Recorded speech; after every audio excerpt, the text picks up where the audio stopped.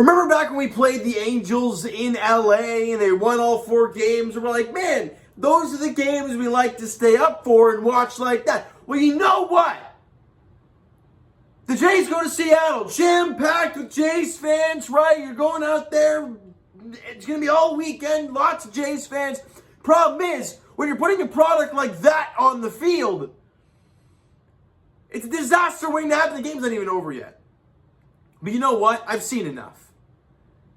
I've seen enough of Charlie Montoyo and whatever nonsense they have up their sleeve pitching-wise.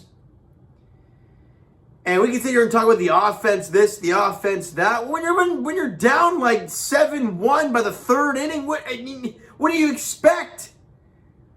It's atrocious. Going into the game today, the Jays had won yesterday 2-1. Obviously, we weren't getting all hyped up and happy because it's the worst team in baseball in Oakland, and you won 2-1 to avoid getting swept. We weren't excited. Going in today, man, jam with Jays fans at Safeco. I don't give a damn what the name is now. It's Safeco Field to me. And a lot of let's go Blue Jay chants. I'm like, all right, everyone's pumped. And we hear before the game that Anthony Banda's getting the open. And I'm like, what in the hell are you thinking, Charlie and staff? Let me give you the reason why. First off, Banda has had two opportunities with the Blue Jays. One was against the Oakland A's. We went a scoreless inning.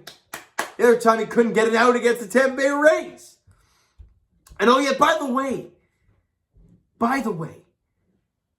the Mariners mash lefty pitching.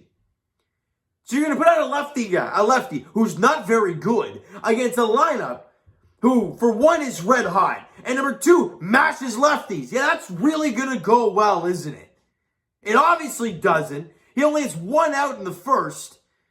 And then instead of going to a guy like Maximo Castillo, who's been pretty damn good as a Blue Jay so far in his young career, they decide, let's go to Casey Lawrence. On what planet is that the right move? I mentioned the last time we saw Casey Lawrence. He's a 34-year-old AAA pitcher. Nothing against the guy. But there's a reason you're 34 and in AAA. Are you really trying to win this ball game, Charlie? Well, we're going to save arms. We're going to use this guy here. You're trying to win the ball game today. Wasn't that his whole philosophy in years past when he's bringing out Jordan Romano in a 4-run game? Which was like, hey, we got to lock this game down today. Well, you clearly weren't playing to win today. You're giving them the favorable matchup with your opener. And then you're putting out a guy who's not great at all in Casey Lawrence. And just like that, you're down 7-1. And I'm before the game, and you can talk to the Blue Jays center fellas. I was saying, I'm like, man, why don't we get a Sergio Romo to start this game off? The veteran guy, the soft-throwing right-hander against all those righties, make it happen.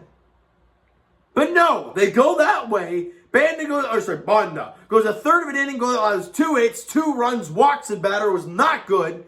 And then Casey Lawrence goes 2 2/3, allows 7 hits and 5 runs, and you're down 7-1 before you even get in the 3rd inning.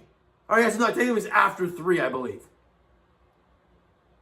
What are you expecting your offense to do at that point, right? Make some miraculous comeback because your pitching is atrocious? No!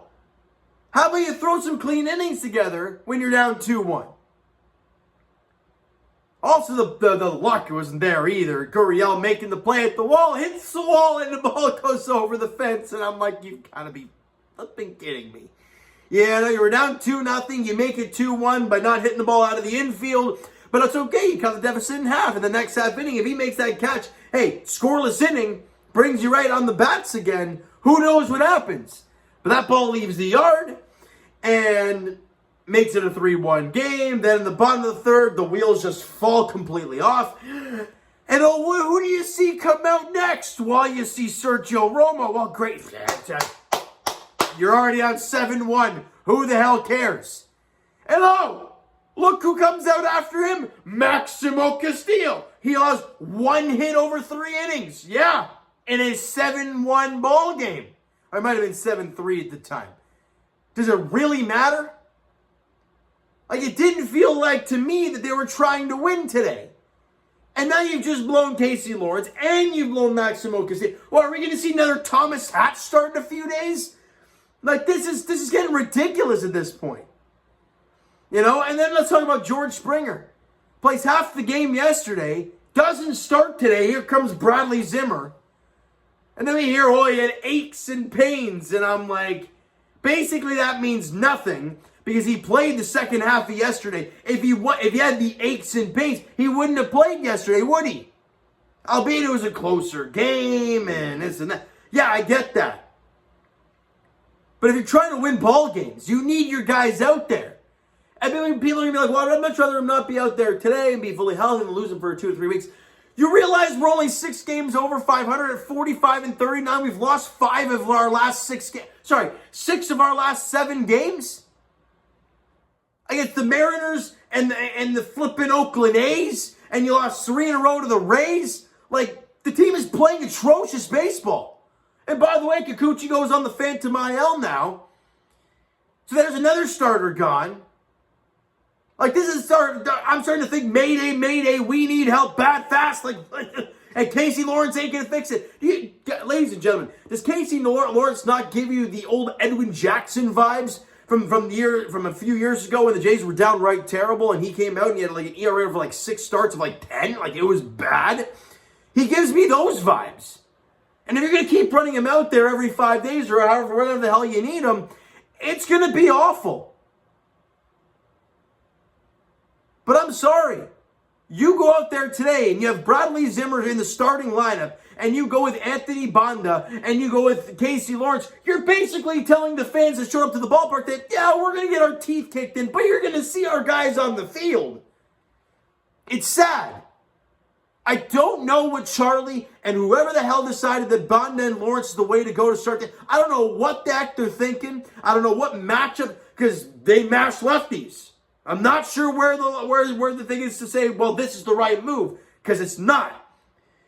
Castillo has been phenomenal for the Jays since coming back up. Other than giving up back-to-back home runs in his big league debut, he's gone like, he went 3 innings today. 1 hit. It was a solo home run to Eugenio Suarez. And he struck out 5 guys. Why is this dude not coming out in long relief? But you bring out Casey Lawrence. I don't get it. I was saying in our chat, Charlie's lost. Or whoever the hell is making these decisions are lost. Because Banda and Lawrence are not the right answer. It's pretty obvious. And if the Mariners find a way to sweep the Jays in 4 games, my God, the way this team's been playing lately, it's not out of the realm of possibilities. They'll be tied with us after being under 500 for the entire season. They got to figure this thing out. And it's got to come out, got to be external. Because internal is not going to work anymore. Casey Lawrence, it's not going to work. Castillo might, because he's got good stuff. The problem is, use him for 3 innings. You're not going to be using him anytime soon. I don't know what else to say, Jays fans. I needed to come on here and let it loose about about what I thought about the early going decisions. It blew my mind. It blew my mind that we saw Banda and Lawrence start this game. I don't get it. And I never will. With Castillo, who's been phenomenal as a Jay, after today's game, ERA of like 2.30, it's pretty damn solid. And Romo, even after today's game, albeit he hasn't faced the best competition, but he hasn't allowed a run as a Blue Jay. We have Anthony Banda, who's had two outings as a Jay. One was a clean one against Oakland. The other one, he couldn't get an out. And Casey Lawrence, who every time he's gone out there, hasn't been good. So what's the better option here? It's pretty obvious. But they went with the latter. And I feel bad for the Jays fans who traveled from Vancouver or on the West Coast to go down to Seattle to watch that game tonight. Because it was bad. I don't even know who's pitching tomorrow. I haven't even looked past today. Because I can't. Alright, so Jays fans, you know what? That's going to do it for this one. You enjoyed the video and enjoyed the rant because I needed it. Smack the like button. Do appreciate that. Hit the subscribe button. You guys not already. Comment down below. Thoughts on the video. Thoughts on the game. Thoughts on the managerial decisions.